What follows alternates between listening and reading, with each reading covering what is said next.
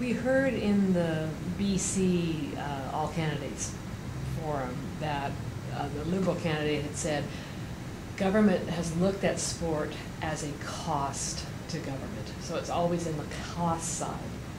Do you think it would be looked at more as a return on investment if we could get what it does and some of that policy and social context onto the sport discussion and deliberations and debates?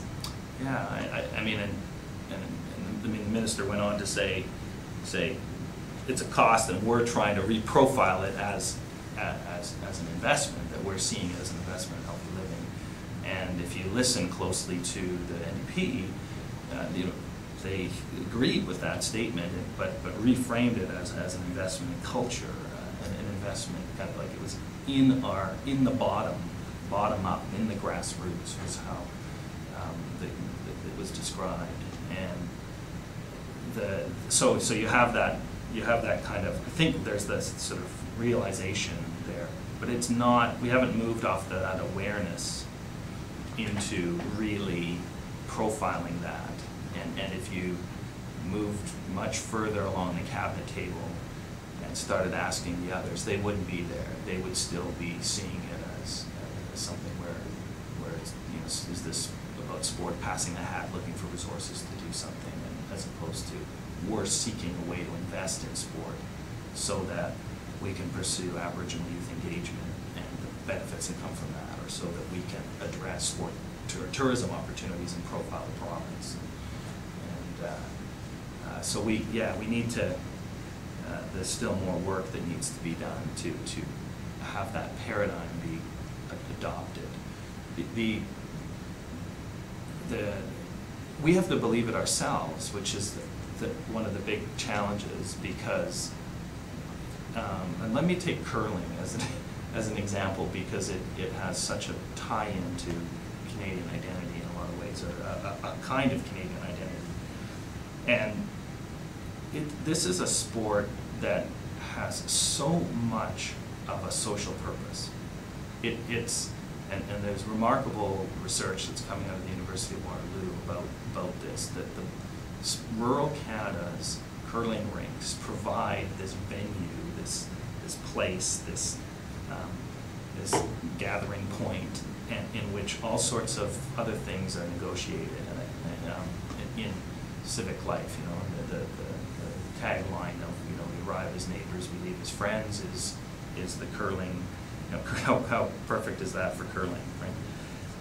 So I would say that if curling thought of itself, those who run curling, organize curling, thought of itself as all about how good your outturn is and whether your sweeping technique is up to snuff or not, that pretty quickly curling wouldn't be here.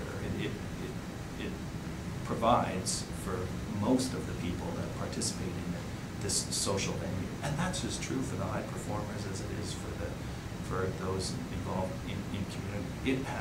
It lives its culture, it lives its kind of social context, and so it's obvious to us. And in fact, there's jokes that are made about curling because of it, and I think it's very conscious of that role, and the more that it is conscious of that role, the more it can contribute to good public outcomes, and the more it will matter to public policymakers.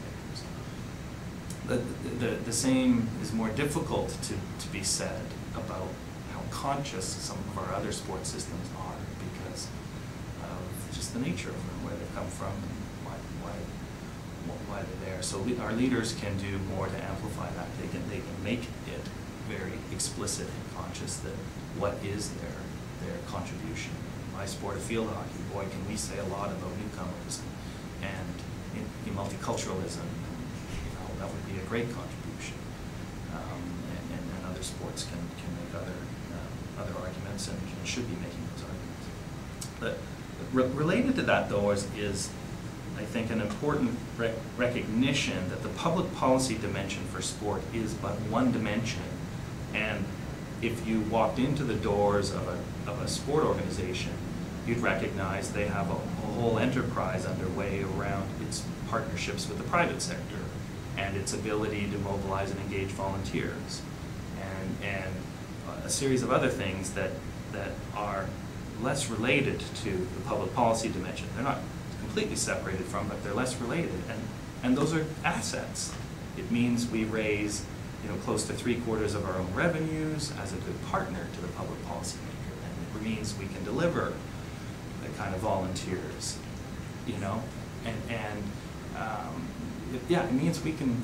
It means we bring to the table a whole set of assets that make us, you know, a valuable partner, and you could say at a pretty low cost.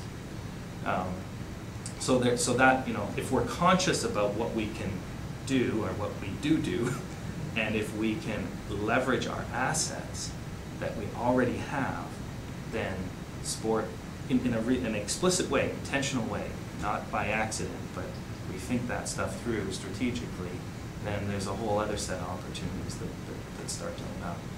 And there's a few other things like it. I mean, you look at the arts community and see similarities there, but it's the expressive part of the voluntary sector that we are, and we're quite literally everywhere. So there's a whole set of neat opportunities in that.